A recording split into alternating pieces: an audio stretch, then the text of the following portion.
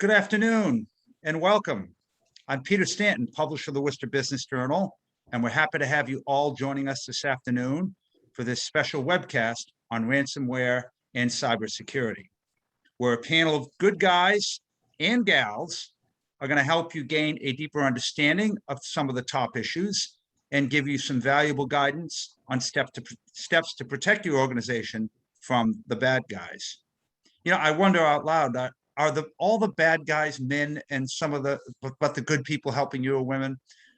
We'll talk about whether that divide is really out there. Anyways, with a resurgence of cyber attacks in a newfound era of dependence on remote work, this session aims to give you a better understanding of ransomware, phishing, and disinformation, and how to keep you and your organization safe online. The session is brought to you by the support of our webcast series sponsors, Bowditch and Dewey, and Middlesex Savings Bank. Both of these fine organizations have been supporting our webcast series over the past year and a half, and we thank them for their commitment to providing valuable programs to the region's business community. Before we jump into the panel discussion, just a couple of quick notes for the audience. One, if you have a question, please type it into the Q&A box, and we'll get to as many of those questions as we can during the session. And today's webcast, if you're taking furious notes, this webcast is actually being recorded, and a link to that recording will be sent out to everyone who's registered for the event. So anyways, let's get started. Our moderator today will be Tracey, who is a partner with the law firm of Bowditch and Dewey. And our panel that we have joining us are Joanna Baltes, who is an adjunct professor and curriculum coordinator for the MS Cybersecurity Policy and Governance program at Boston College. Gregory Berks, who is the Senior Vice President and Director of Operations, Risk, Vendor Management, and Information Security for Middlesex Savings Bank. Michelle Drolet, who is the founder and CEO of Towerwall, Inc. And Simon Taylor, who is the CEO and founder of HYCU, Inc. Okay, Patrick, the floor is yours. Well, thank you, Peter.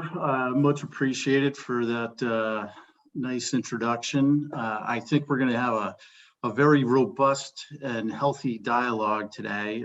We do have a short time, but we'll try and cover the high points. So just to kind of lay the floor, the groundwork for the floor. So the panelists are going to share their experiences as well as their expertise and strategies regarding ransomware and cybersecurity issues. Again, we only have a short time today, so this is going to be a fairly high-level discussion. Hopefully, you'll have some good key takeaways from it that will be helpful, and feel free to follow up with any of the panelists or myself with any additional questions.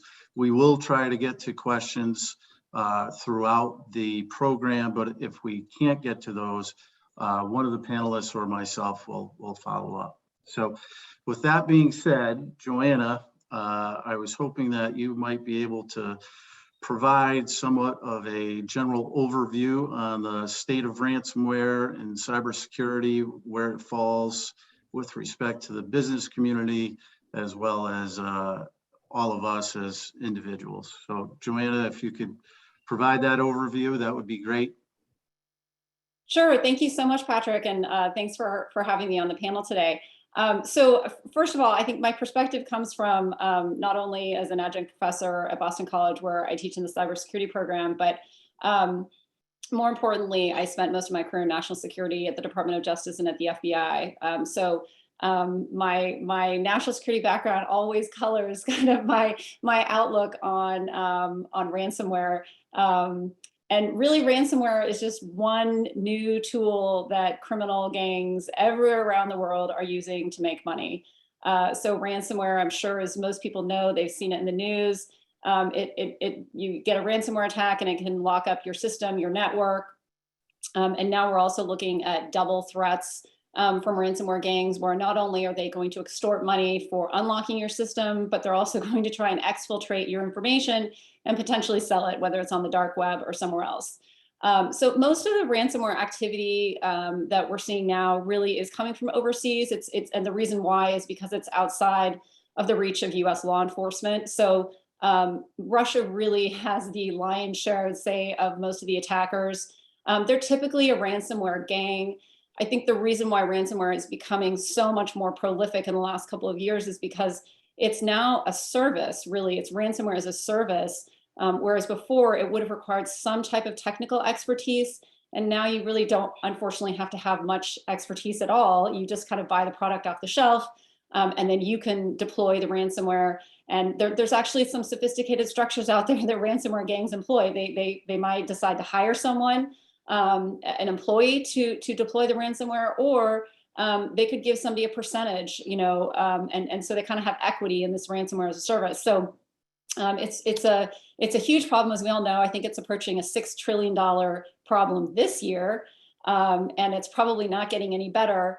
And before I turn it over, because I know that's probably a big overview, I would say that one of the significant reasons why it's really difficult to stop ransomware, kind of in general, and I'm not talking about the actual attacks, but just the gangs, is that the rise of cryptocurrency has made it really, really easy for these criminal operators to extort people and then anonymously receive their funding. It used to be they would have to rely on gift cards, maybe 1,500 gift cards for a ransom. But now with Bitcoin and cryptocurrency, it's really easy for them to keep the risks really low on the detection side, and really extort for large sums of money. So that is the doom and gloom overview of ransomware. The U.S. is still the #1 target, followed closely by the rest of our allies, which is really no surprise, given that most of the ransomware attacks are coming from overseas in places like Russia and potentially China and North Korea. Well, that's a really good overview, Joanna. Just a follow-up question to that. So we see in the media, as you noted, these ransomware attacks, millions and millions of dollars. And as you reference, this has become a $1 trillion service industry almost. But if we are talking about maybe middle market or even small businesses, where do you see the vulnerability for them?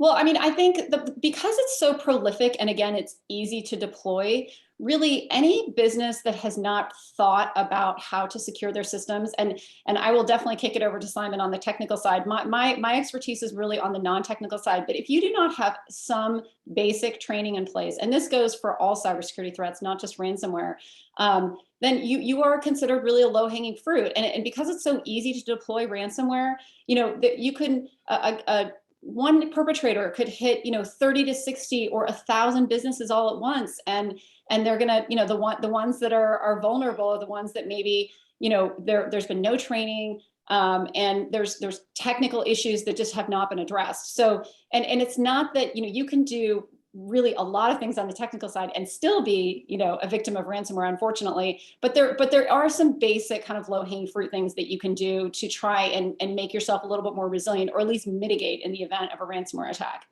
And I'm sure that everyone's going to have a lot of information and a lot of details on what some of those things are, but anybody's vulnerable. I mean, that's the problem. It's any business is potentially vulnerable for a ransomware attack.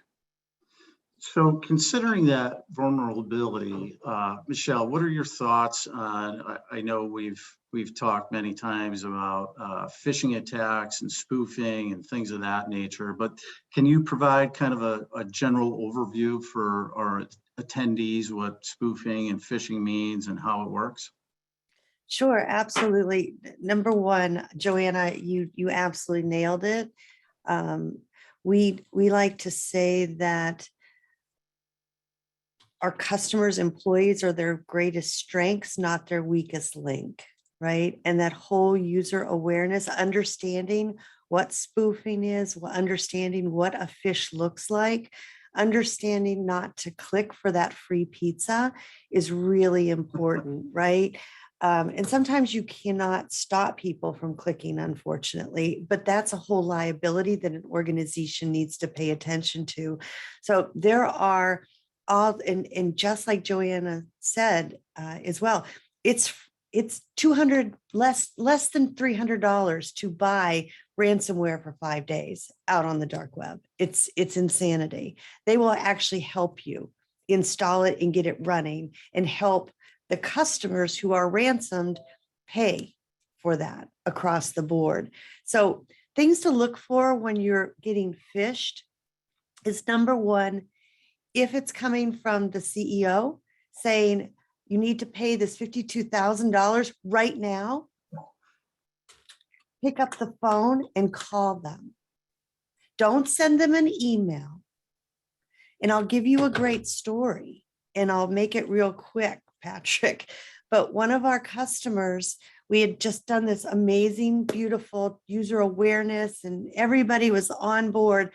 So the CFO knew that he needed to communicate with the CEO, who was in a glass conference room negotiating on a big deal. Okay, so perfect storm. The CFO gets a note saying, I need you to transfer this right now.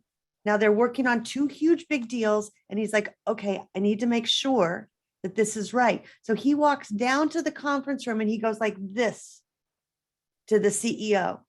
And the CEO is thinking, yeah, negotiations are going great. Thumbs up. That money was gone. And so just communicating, awareness, and not clicking are so important because the phishing attacks are getting so sophisticated now.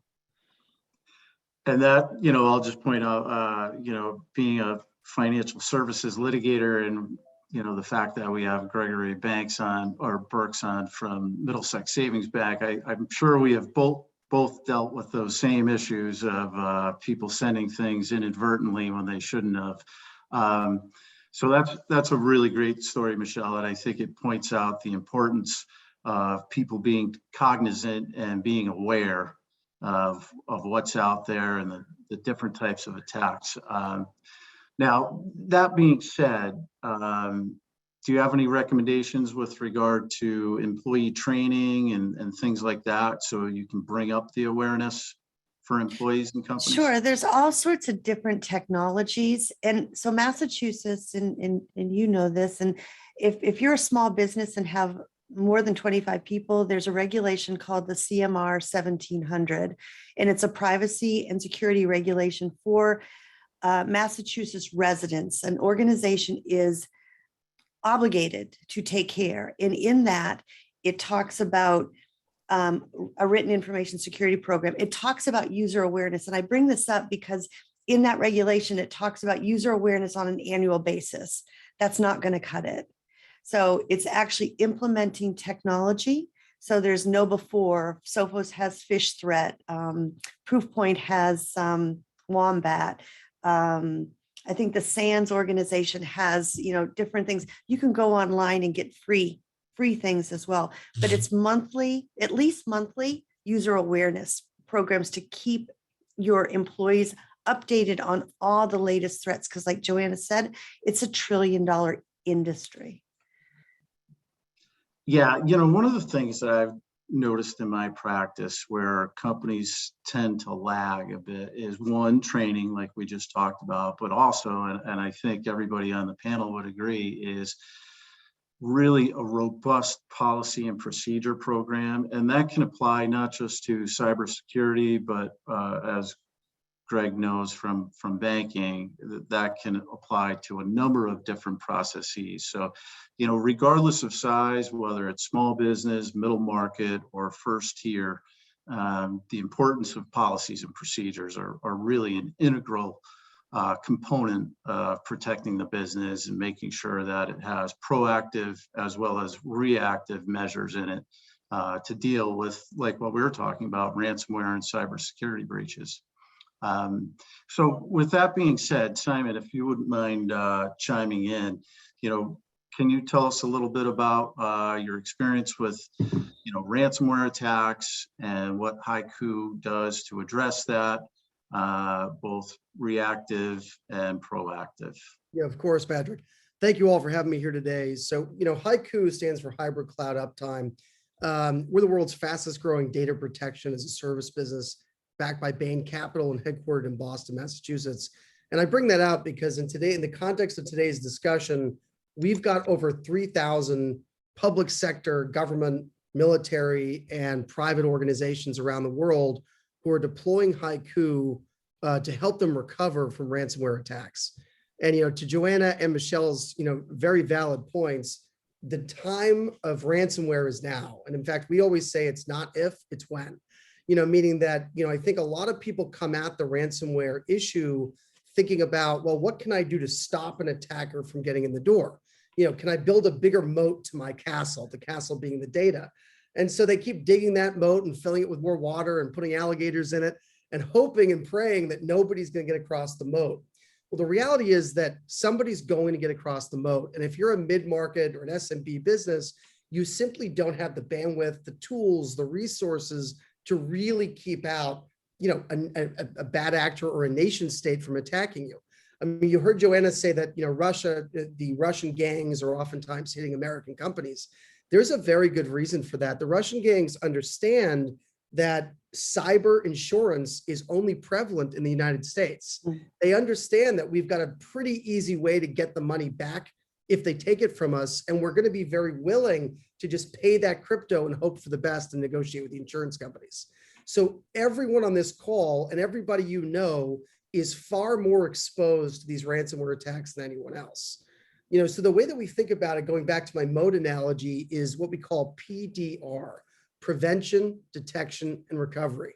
And I'll tell you, about 90% of the world's vendors and the analyst community, they all talk about the prevention and the detection, which is, how do I prevent somebody from coming into my castle and stealing all my data? How do I detect a bad actor has been in my castle playing around with my data? The piece that we find goes the most ignored and is actually in some ways the most important is the R, recovery. Right. So when you're attacked, how do you actually get your data back? And I think every mid-market company needs to understand what the process is, what the plan is to get that data back. So what HYCU did is we decided to launch a true public service to help everybody around the world understand how they can create scenarios to protect themselves better. And when they are attacked, making sure that they will be able to recover their data without having to pay a ransomware. Without paying the ransom. And so if you go to getarscore.org, you can see it's literally GETRSCORE.org. Get Our Score is effectively going to provide you with almost like a credit score that assesses your ability to recover from a ransomware attack. We've had about 35,000 people visit the site at this point, which shows the enormity of this issue. People are looking to understand how they can recover once they're attacked. The problem is most people leave it too late. They wait until they're attacked and then they say, well, what do I do to recover my data? That is the worst time to deal with that issue. You got to get in early, you got to be proactive, and you got to take the early warning steps that will allow you to recover the data once you're attacked. Excellent overview, Simon. So let me ask you a follow-up question. So oftentimes, especially with smaller and mid-market companies, can you talk a little bit about the process of how does one respond? How does a company respond if their data was stolen and or if there's a ransom attached to that theft of their data? Yeah, this is one of the hardest questions to answer because every situation is truly different. I would go back to my previous comment again, getarscore.org, not .com, but getarscore.org is going to allow you to assess your networking capabilities, your security capabilities, and most importantly, your backup and recovery capabilities. And so I think the number one thing to do is make sure that all of your data is backed up. Even if you think my data is all in the public cloud, I can always get it back. Guess what, guys? If you call up Google and you say, hey, I lost this mailbox or I lost this file, they will not get it back for you. It's on you. It's called shared responsibility. You've got to be in a situation where you have control of your data and you can recover it in a time of crisis. Now, once you're attacked, you've got a big decision to make, right? Which is, do I just go and pay the bad guys, the bad actors, or do I sort of go the other way and try to recover my data? We always want people to be able to recover their data first and foremost, but there's a variety of reasons why some people may ultimately still decide to pay. I think to put yourself in a position where you can make that choice, in accordance with local law, in accordance with law enforcement and with your legal team, you must be sure you can recover your data on a dime. You've got to be able to recover your data quickly. You've got to be able to recover your data completely. And once you've recovered your data, you can look at the situation and say, well, these bad actors have my data, but there's not much they can do with it because I've got it myself. And I'm just going to change all my passwords and, create immutable storage. And I'm going to make sure it never happens again. And then you move on with your life. I think the question is not whether or not you're going to pay. The bigger question is, how fast can you get back online? Because the things that kill these companies are not actually paying the ransom most often. The thing that will kill your company is that it, on average, takes 16 days to get back online after an attack. So I just want you to imagine for a moment your entire business being shut down for 16 days. What does that look like? What does that feel like? Who's impacted? What are your customers saying? What's the market saying? This becomes one of the biggest challenges, and we have seen this put, very sadly, many mid-market companies out of business. So, simple message is getourScore.org, back up your data, and absolutely make sure you're going to be in a situation to recover, because it is when, it's not if. It's going to happen. Can I just add, Simon? Please. So it's absolutely, you are absolutely bang on everything. The only thing I would add is that the backup is really important, but to test those backups, to do those tabletop exercises so that you get everybody in a room, no matter how big or small you are, that everybody knows what their roles and responsibilities are. And you actually have, somebody wrote in there, about policies and procedures. It's about repeatable processes. And if we can make things repeatable and everybody knows kind of the marching orders and nobody's shooting from the hip, you know what, we will be successful. And that's what we do to help our customers, is create those repeatable processes, do those tests to make sure you're recovered, work with organizations like HYCU. It just put that plan in place. It just goes a long way. Michelle, I could not agree more. I 100% align with you. Absolutely. Michelle and Simon, one more thing. So it's, the backup's really important. The testing is really important, but I want to throw my 2 cents in there, where a lot of times now the threat actors are actually going after those backups and destroying them or interrupting them. So the new solutions like air gapping, where they're segmented off the network, so they're completely guarded off network and they can't, no one can get to them. I mean, that's really what you're looking for here, where protect them from the ransomware, get them off the network, so they're just, off and never land, and the threat actors can never touch them. Greg, it's so true.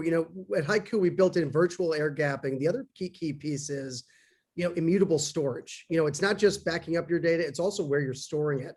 The concept of immutable storage for everyone on the call is really write once, read many. What you don't want to have happen is a bad actor gets in there and is able to rewrite or change the data you put in place.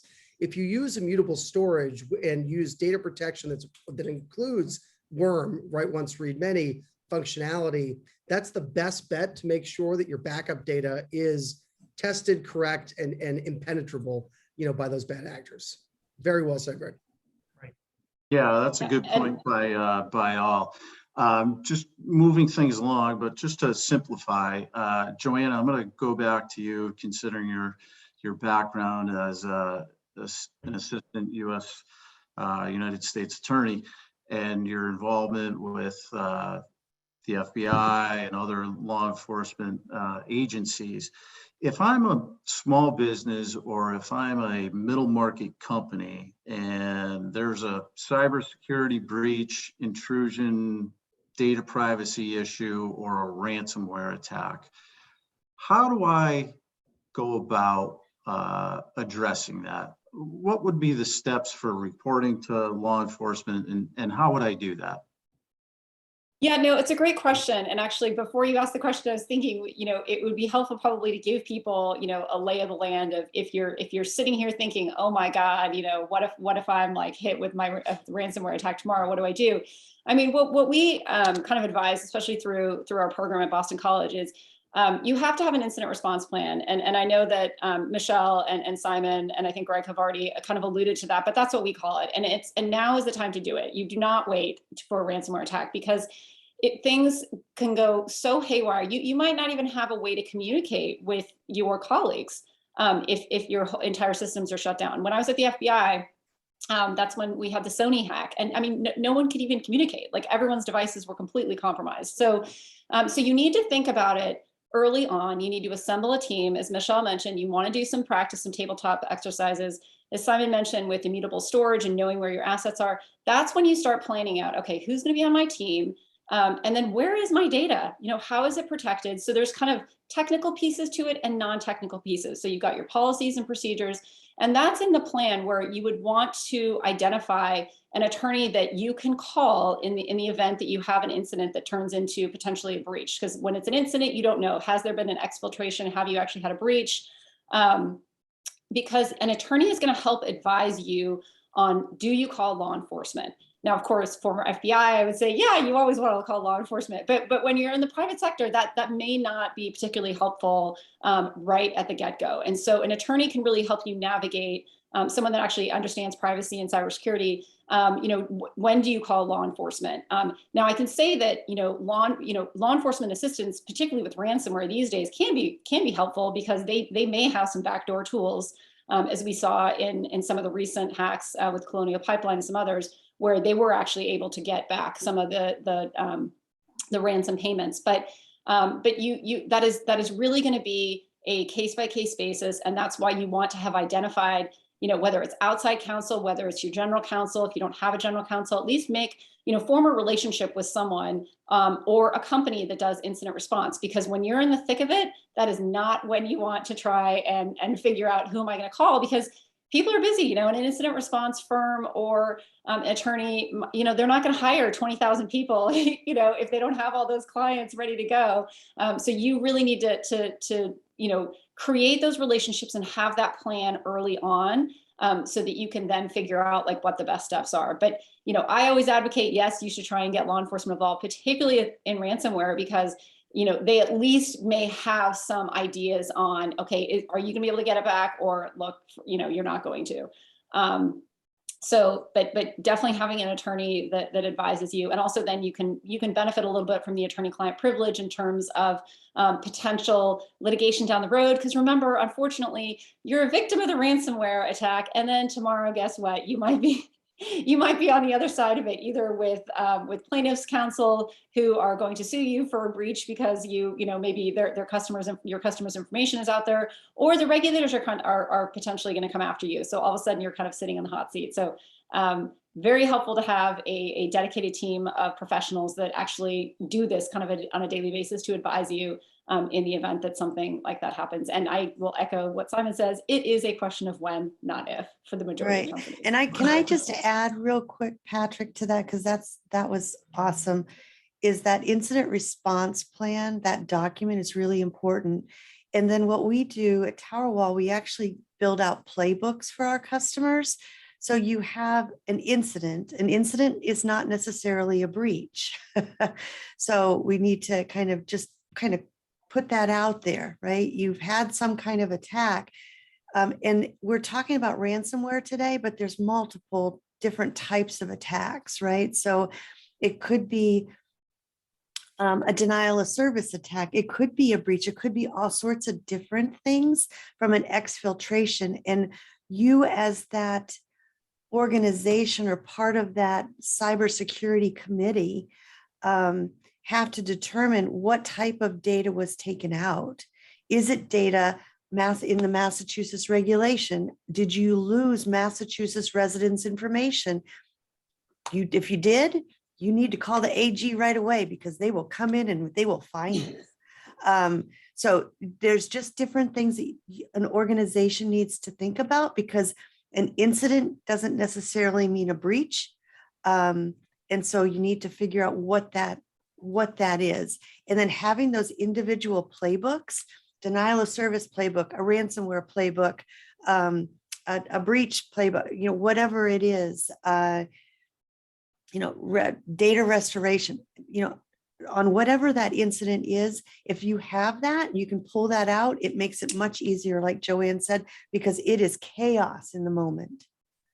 Yeah, and just to underscore what Joanna and you were just saying, Michelle, you know, as far as having a playbook or your policies and procedures in place, from a legal perspective, I think, as Joanna pointed out, it's imperative not only to have that team in place, but, almost just as importantly as the incident response, but to have your legal team ready to go to be able to employ the attorney-client privilege. Because if you're a company that handles sensitive information, whether that be consumer information, business partner information, you want to protect that. And as Joanna alluded to, you have the plaintiff bar, and then you have the regulators out there. So the more that a company can do to protect itself through, whether it's the attorney-client privilege or some type of representation where the attorney can go out, hire those experts, hire the consultants to,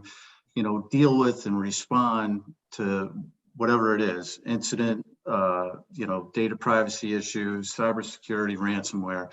I think that's really an important takeaway. But along those lines, kind of as we move along in our discussion, I think it's really important to talk a little bit about where does cyber insurance fall into this whole picture of cybersecurity intrusions, ransomware attacks, and this is especially a sensitive topic when it comes to financial institutions such as banks.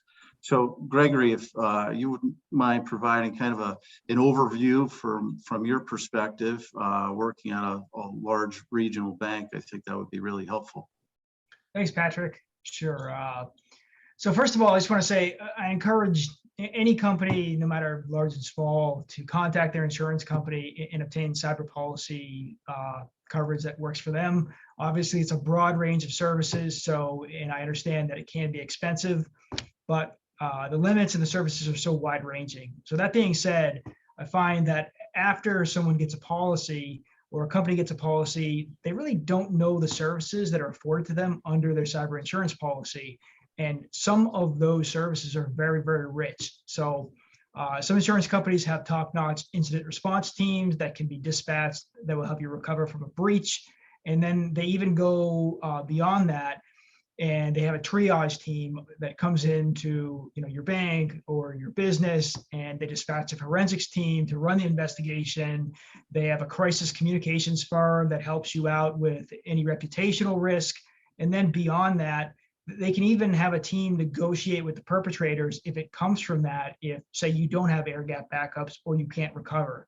So beyond that, if the negotiation is successful, you can't get your data back and you would like to pay the ransom, then the insurance company facilitates that ransomware payment for you. And you're not fumbling around with a cyber account or a cryptocurrency account, I should say.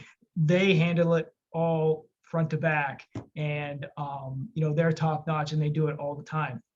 So leverage the services. Overall point is leverage the services available to you by talking to your assigned breach coach, which breach coaches is a term that the insurance companies use to describe these folks that deal with this on a fairly regular basis. And that breach coach is really a wealth of information that you can include in your tabletop testing, where on an annual basis, as Michelle put it, go through your tabletop test and run through what would happen if this occurred at your financial institution or your business, and come up with a game plan to remediate any issues that may come about.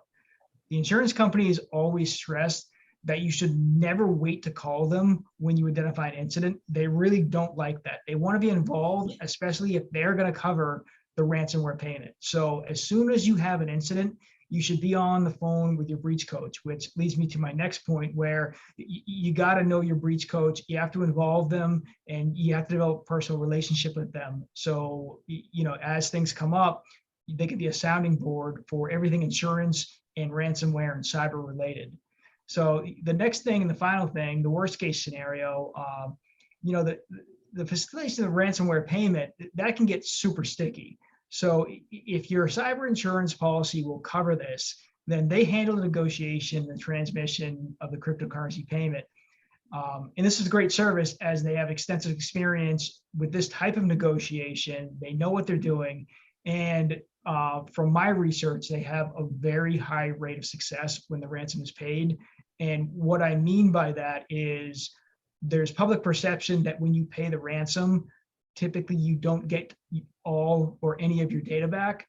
And from my research, they say that that is not true, that when they pay the ransom, typically they get most of the data back and it is a success. So I'm kind of going to stop there and just open it up for questions and let the other panelists sort of comment. So Gregory, I just have a follow-up to that, if you know. So if I have a company that suffers a ransomware attack, who would be the party that would be responsible for negotiating, the payment to the attackers? And does the company have any say in whether or not to pay and or how much? Of course. So if you say you have ransomware, you call the insurance company, they bring their forensics team in and they bring their negotiators in. There's gonna be collaboration between those teams. And ultimately what it comes down to is whether or not it makes sense to pay the ransom because you've lost your data and you can't get it back, or you really need the data and there's no way, or there's something very, very important in what they have, all right? Or they have the data, they've exfiltrated it, and they're threatening to disseminate it if you don't pay. So those are all things that are taken into account. But overall, it's gonna be a collective decision, but the insurance company is really gonna make the decision about what they think and what the probability of success is if they do pay the ransom. Understood. That's a really good point. So Greg, I'll come back to you, but I'll also open this up to everyone to see if you guys have some thoughts on this. Say I'm a business that doesn't have a specific cyber insurance policy, which we know is fairly common practice due to the cost and the increasing cost of such policies. But if I'm a small business, or if I'm a middle market business and I don't yet have a specific cyber insurance policy in place, are there other ways to deal with a ransomware attack and the payment of such an attack?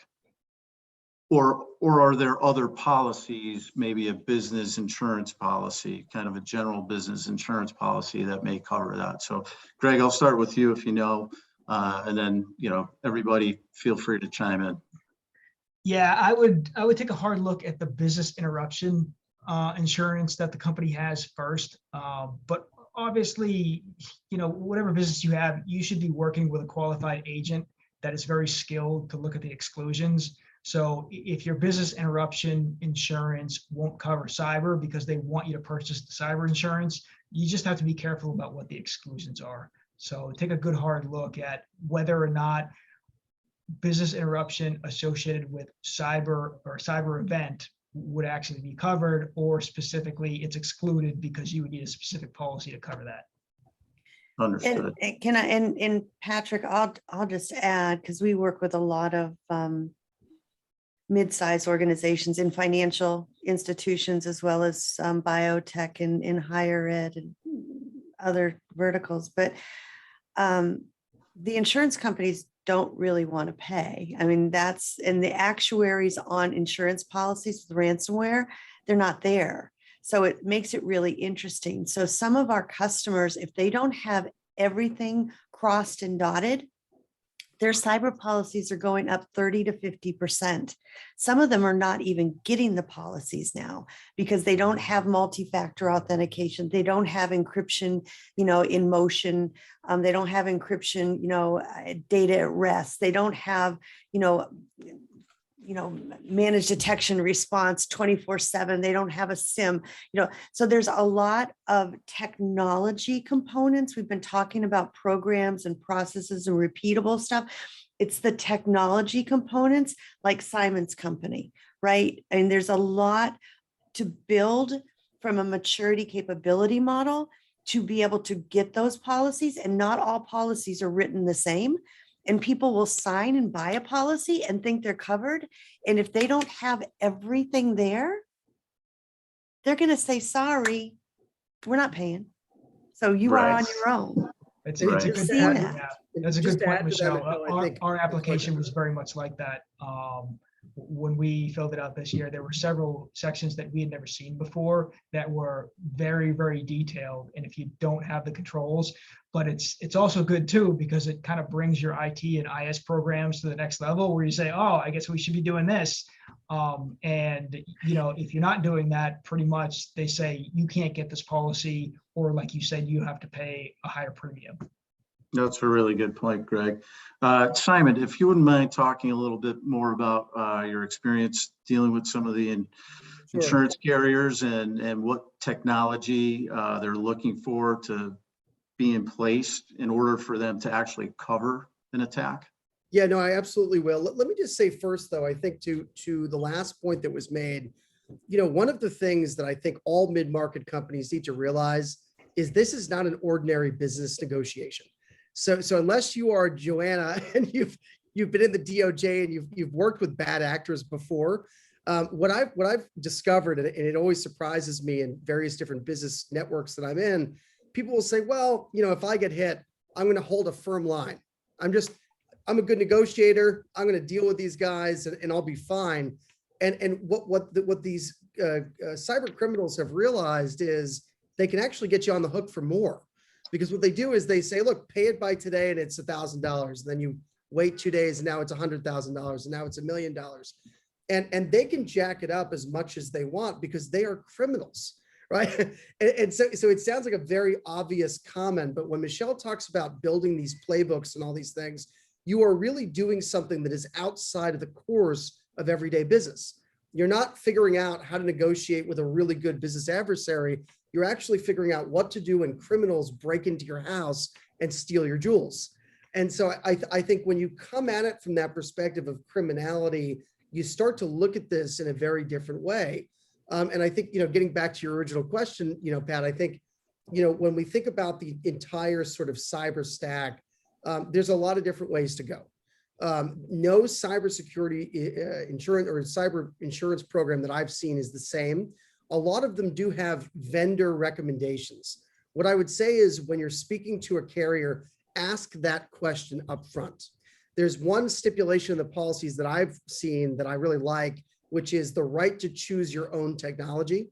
A lot of the programs and the policies out there actually force you to choose specific technologies that they've already approved. Now, for some, that's interesting, Simon. Yeah. So a carrier will actually mandate a particular technology for a company to purchase in order for them to cover their program. Well, right? So they're on a list. They're on Yes. a list. They're on an approved list. So there's all the ransom or the endpoint detection vendors. EDR Kind of technology. So approved there's, vendors. 3 or 4. And then there's the approved consulting companies that come in, or the approved forensics companies. And yes, they can go outside of it, but we just had a customer that had a ransomware attack. And the insurance company came in and said, okay, we're going to use this forensics company. Sentinel-1 is going to be installed and blah, blah, blah, blah, blah, blah, blah. And so now, we're going to be managing the Sentinel-1 and all of that stuff. But that Chubb came in and said, and they said, and here's your law firm too. Yeah. And I think to Michelle's point, I think that's just something to evaluate. For some companies, that might be a good thing, right? Getting the recipe might be easier. But I think for other companies that are a little bit more sophisticated, you might want to shop around. You might want to look at these things. What you don't want to do is ignore that section of the policy and hope for the best. If you're paying for cyber insurance, make sure that you're following up and you're implementing the technologies that you have to get paid should things go sideways on you.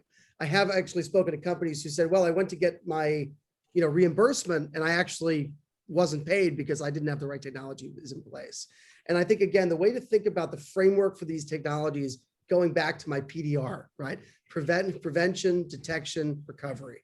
You want to make sure that you work with somebody like Michelle, some expert in the field, somebody who can run these analyses for you.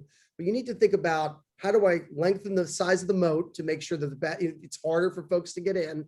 How do I detect the burglars when they're coming in the gates, right? And how do I recover my data afterwards?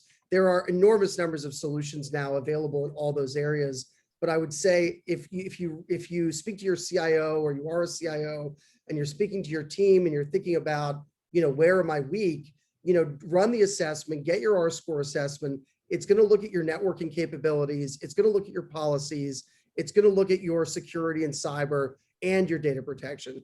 And at the end, it's going to come out with a list of customized recommendations that are going to say, what are the areas to focus on?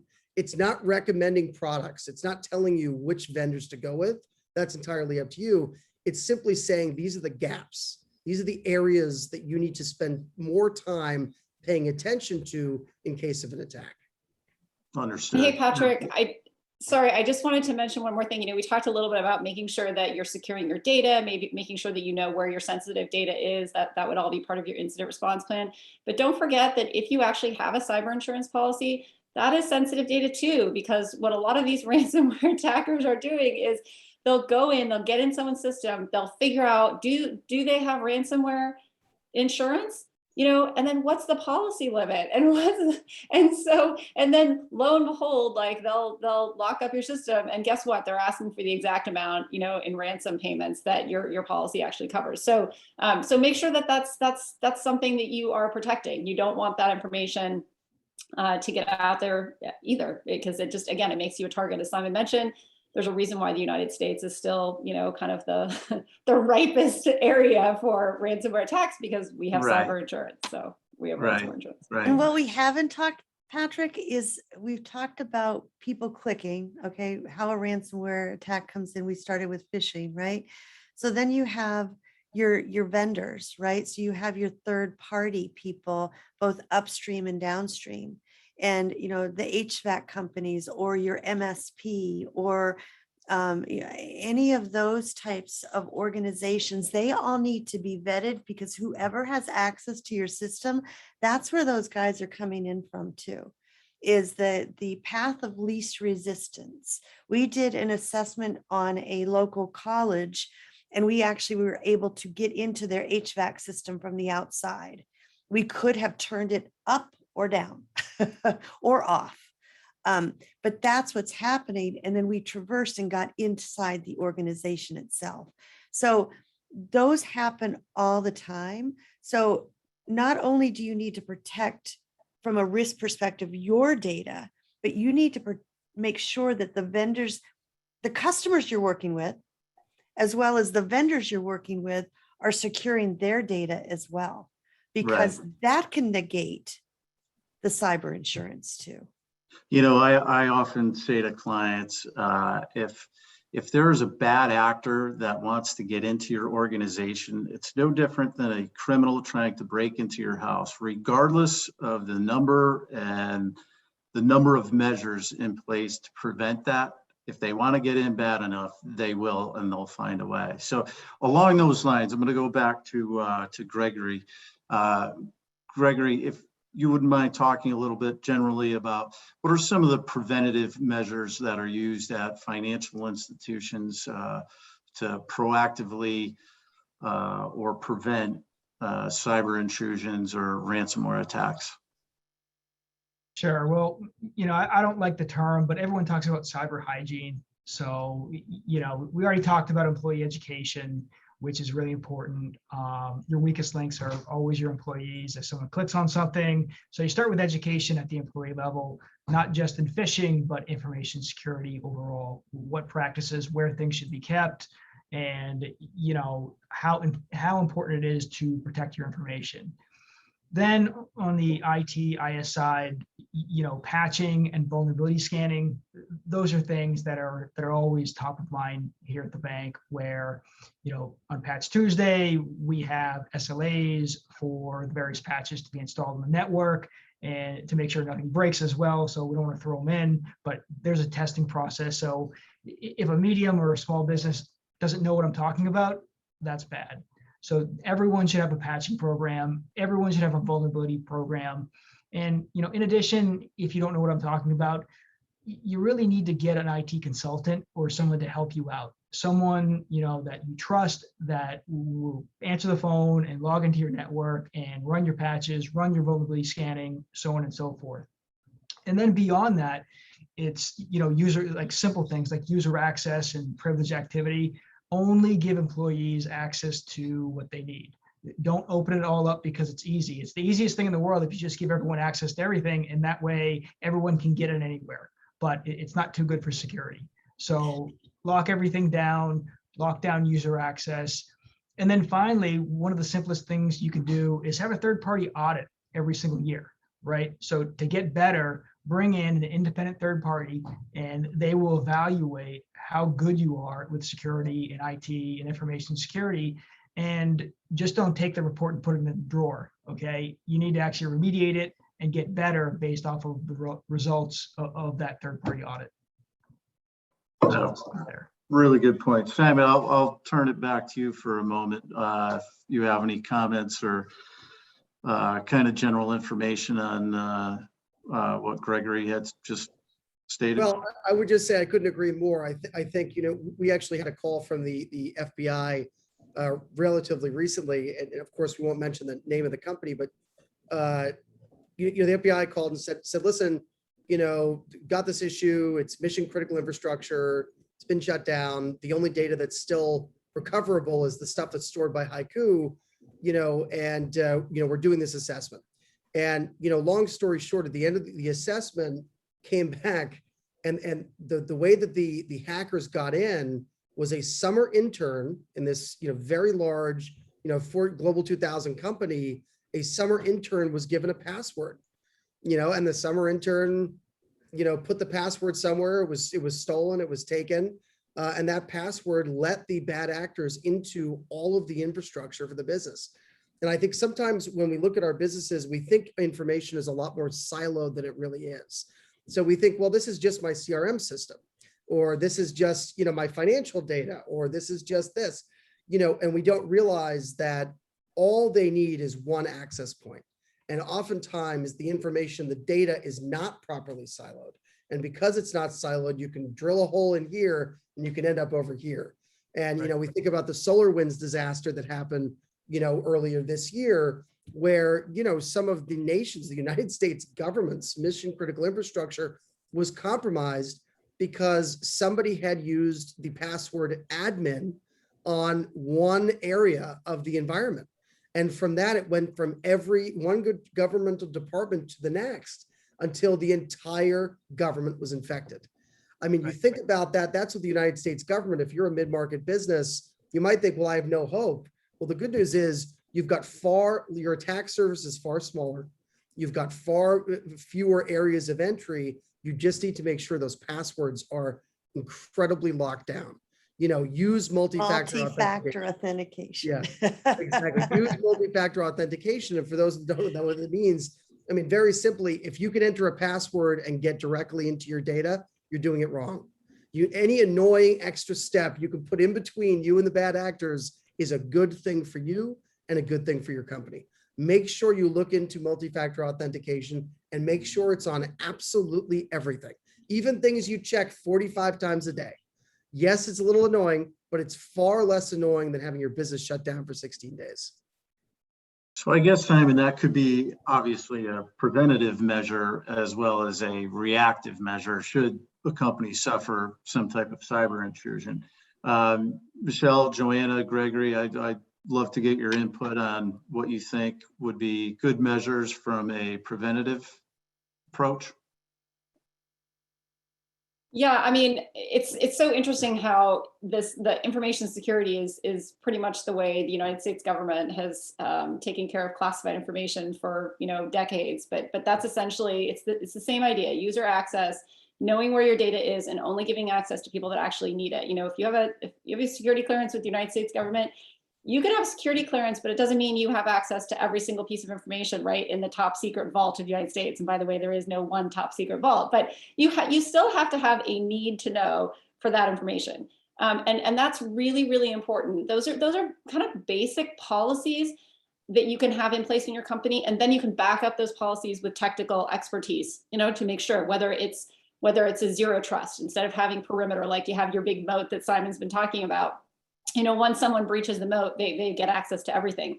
If you have kind of more of a zero trust based technology, then somebody, even if someone gets their access credentials or user access credentials, they're only going to be able to access what that particular person has. And hopefully that person doesn't have the keys to the kingdom. But again, limiting your data set to the people that really actually need it is critically important. And it's not super difficult from either a technical or a non-technical kind of perspective.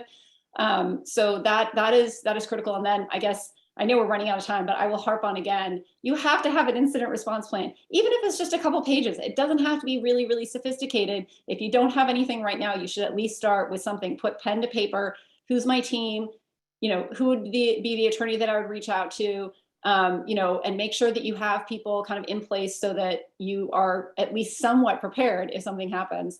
And then the last thing I'll say, because I just remembered this from the summer intern story, is a lot of times, you know, your human resources department is not really communicating very well with your IT department. So when you have people that are new hires or people that have left, God forbid you have a disgruntled employee, you've got to make sure that your IT people, right, are making sure that those user credentials are actually like turned off, because user credentials is one of the #1 ways that the bad actors are getting into people's systems. Understood. So in the interest of time, I'm just going to do a very quick round robin here. I'm going to start with you, Gregory. If you can give me a 30-second to a minute of key takeaways for attendees today, and what your recommendations are with respect to bolstering a data privacy and cybersecurity program at a company. Sure. You know, first things first, train your employees. Make sure you have a policy. If you don't have a policy, then they don't know what they're supposed to do. So make sure it's written down. On the next level, if you don't have the expertise to have, you know, patch management and vulnerability scans performed, you need a qualified IT security firm. And there's plenty out there. And in addition, they're more than willing to sell you services that are incident response, retainers, as well as IDS and IPS, which is intrusion prevention services on the external perimeter of your network, and firewall services, and I'm getting technical here, but web filtering. So these are all things that, if these buzzwords aren't ringing as something that you know about right now, you probably want to look into managed security at a third party. And then, you know, just be committed to security as a whole, where have strong passwords, have good policies and procedures that everyone knows. And on an annual basis, I really stress the fact that you should have an IT audit performed by a third party and remediate the findings, even if you have to bring in an IT consultant to do so. All right, great. Thanks, Gregory. Simon, I'll go to you. 30-second takeaway for the attendees. Very simply, multi-factor authentication, single sign-on, back up all of your data, and go to getourScore.org, take an assessment. It takes 5 minutes of your time, and understand where your vulnerabilities are so you can work much better and more effectively to deal with the attack when it inevitably happens. All right, great. Thanks, Simon. How about you, Michelle? 30-second takeaways and recommendations for attendees? Absolutely. Number one, I would say, and we say this to our customers all the time, is cybersecurity is not a destination, it's a journey. And it's ever present, and it's always going. And so just maturing, you need to start somewhere, and you can build a house without a blueprint, but you don't want to live in it. The same thing goes with cybersecurity. You want to build a solid program, strategy, understand, and then from there, build out your acceptable use policies, all of that. And the takeaway that I would really push, MFA for sure, but user awareness, help your employees be part of your cybersecurity team. Excellent. Thank you, Michelle. And Joanna, if you don't mind wrapping up your 30 seconds, that would be great. Yeah, I mean, I feel like I kind of did my minute before, but I was just thinking of something that I always used to tell my kids, when you're teaching kids like stranger danger, be aware, if you get that like weird feeling, that's probably not somebody you want to hang out with. Same thing. If you get an email that just seems too good to be true or just seems a little weird, don't click on it. It's not accurate. It's not genuine, and it'll probably get you and your company into trouble. So. Understood. Well, Joanna from Boston College, I can't thank you enough. Gregory Berks from Middlesex Savings Bank, again, great presentation. Simon Taylor from HYCU, excellent. And Michelle Drolet from Towerwall Inc., excellent. So I will turn it back over to Peter Stanton, the editor of the Worcester Business Journal, and we'll get things wrapped up. Thank you again.